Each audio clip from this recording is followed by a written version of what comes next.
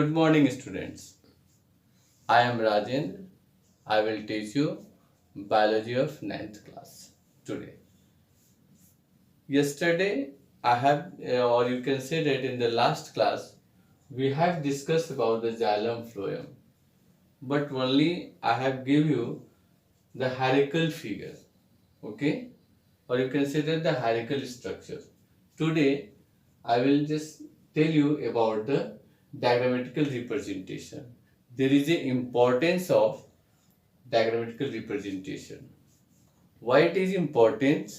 Because it often asks in the examination to give the figure, and they can ask first of all, just tell me the tissue name, and same for here also, and they just give you the related 3 or 4 questions also. Okay, so today we just start about the xylem. I have told you yesterday there is a xylem vessels and tracheids are there. What I have told you, they are just elongated tube-like structures and they have thick wall.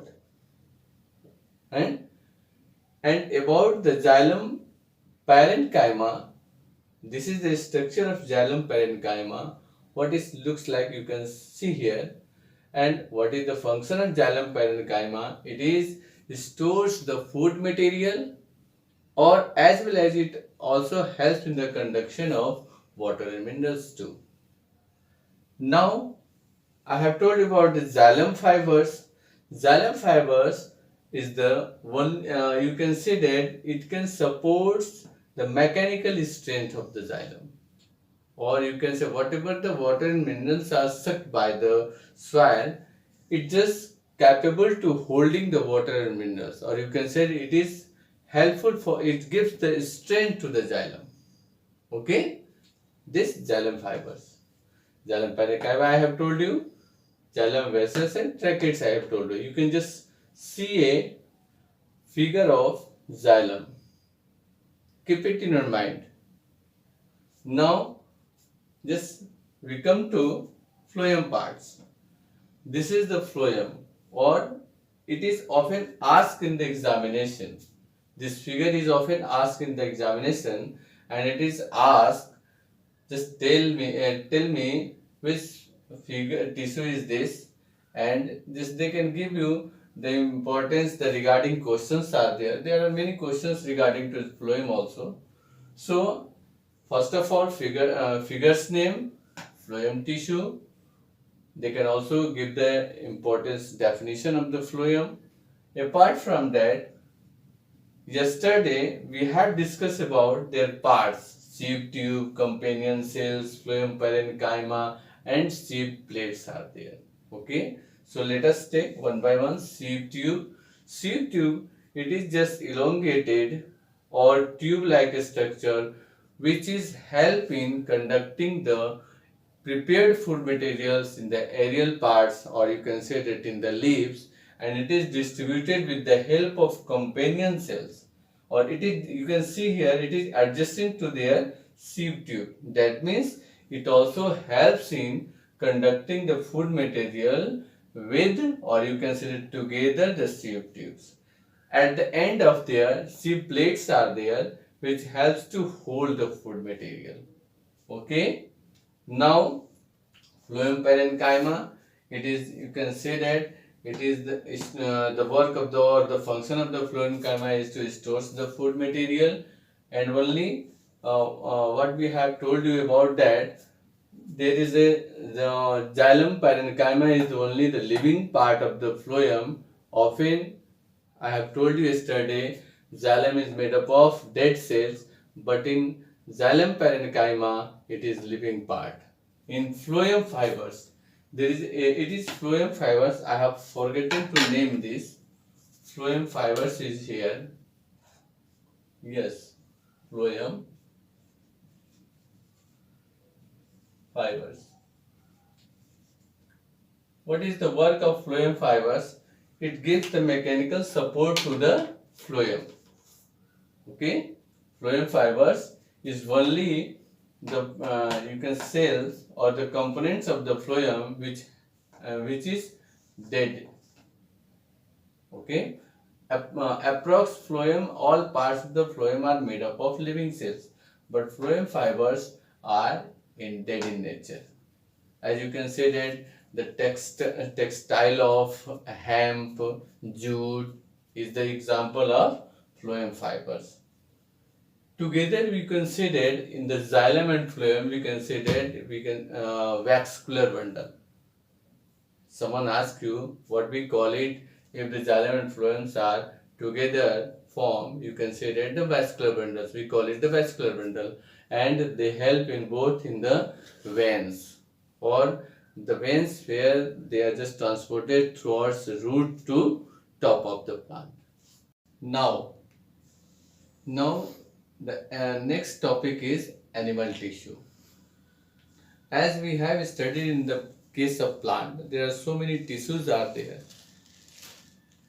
In the same way, in the animals, there are so many tissues also embedded in the animal.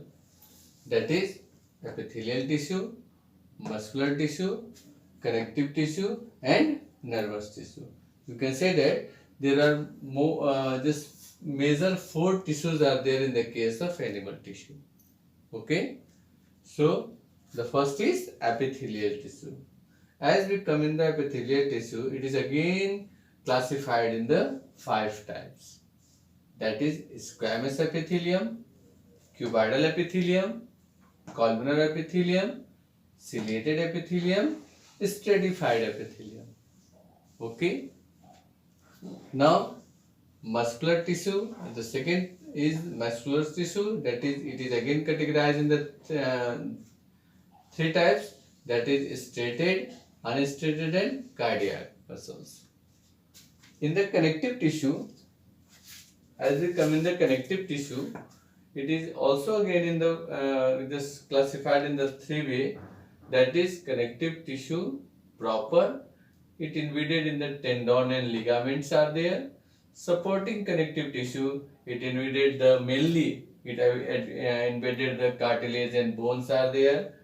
Fluid connective tissue, we will discuss about our blood and lymph. So let us take epithelial tissue, that is squamous epithelium. Not even started, before starting the squamous epithelium, we will have to understand first of all the function of epithelial tissue actually, or you consider the characteristics and function of epithelial tissue. The main function characteristics of epithelial tissue is that it has no any intercellular spaces are there. First of all, we should keep it in mind as we are studying in the epithelial tissue. The characteristics of epithelial tissue is no intercellular gaps are there, and the second is no blood vessels are there in the case of epithelial tissues. Let us take now the function of epithelial tissue. Just I will tell you regarding the all the tissues embedded in this epithelial tissue. Okay, so don't think it is not regarded in the squamous epithelium, sir, it is not regarded the columnar or ciliated or whatever they are. I will tell you just whole the characteristics of epithelial tissues. As we come into, first of all, the function of the epithelial tissue is protection. That is epithelial tissue found on the superficial of the body or the internal organ surfaces of the body.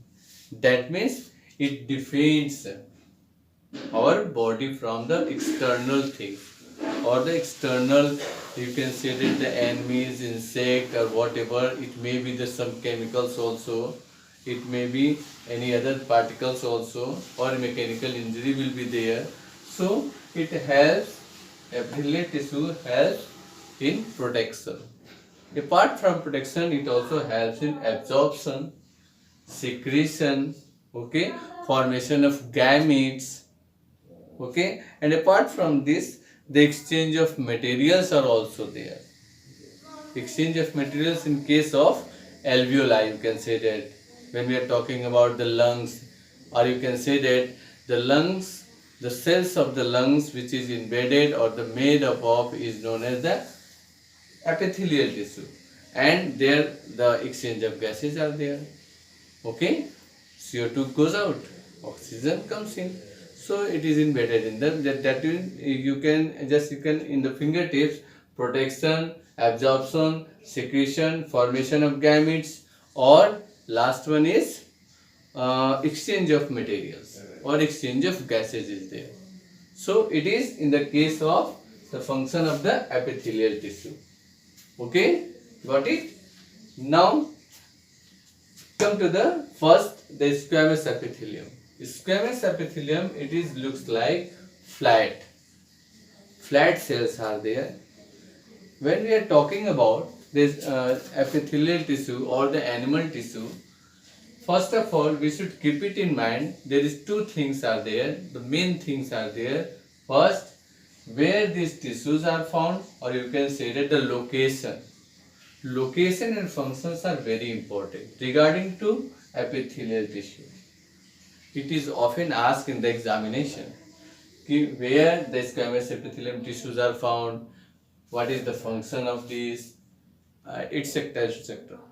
Okay, so we should keep it in mind.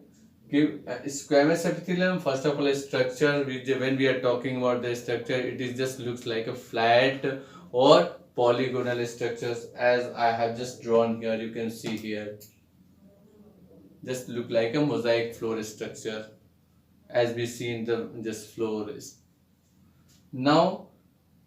And it is a structure location, it is found in the Bowman's capsule, nasal cavity. Okay, in these places it is found there. Now, as just we are talking about the squamous epithelium and function is there, it protects our body, the superficial organs are there, so tissues are there, so it protects the body. Now we come to the cuboidal. Cuboidal, it looks like a, that means it is not so long, it's not so width.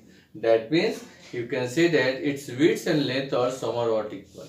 That is known as cuboidal. You can see here also the cuboidal. Okay, cuboidal are there. Okay,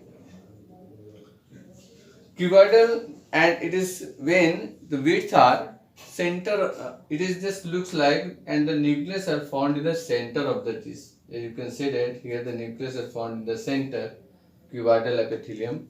Okay, and it is found in the kidneys tubules, sweat gland, salivary gland, where their cuboidal epithelium are found. When we are talking about the columnar, it looks like a column-like structure or the pillar-like structures are found.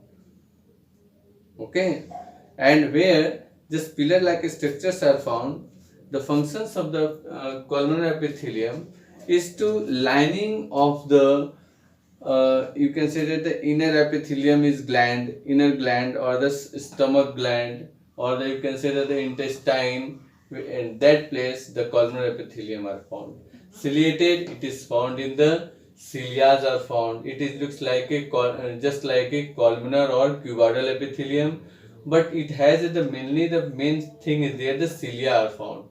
That means in the trachea, or you can say that the lungs, above the lungs there is a trachea there. Some dust particles which enters after your nasal chamber, it's just touched to the cilia, where there the end, you can say that the end stoppage of your dust or whatever you have just inhale in your with the nasal chamber or the mouth, that is stored by that place in the trachea. The ciliated epithelium are found there. Okay, stratified epithelium, it is found on the skin also. It is just looks like a just stratified epithelium, more than one or two layers are there, and where it is just looks like a different epithelium found in the cornea or etc. Okay, now we come to the muscular tissue: striated, unstriated, and cardiac. Striated muscles, that means we know that striated, that means voluntary muscles. You can also say that it is voluntary, or you can say oblique voluntary. You can hear also involuntary. Okay, and here cardiac muscles. That means straightened muscles, that means voluntary muscles. On which muscles our willpower works. Just I am shaking my hand, that means I am saying on, you just shake your hands. It is depend upon me. It is depend upon our will. But if someone says stop your breathing, stop your digestion, I cannot do it. And it is not depend upon me. So that muscles are called unstraightened muscles. And here there is a last cardiac muscle. It is a special type of muscles which is found in our heart. It is from our embryonic stage to the till death. It is found in the infant, start from embryonic stage to till death.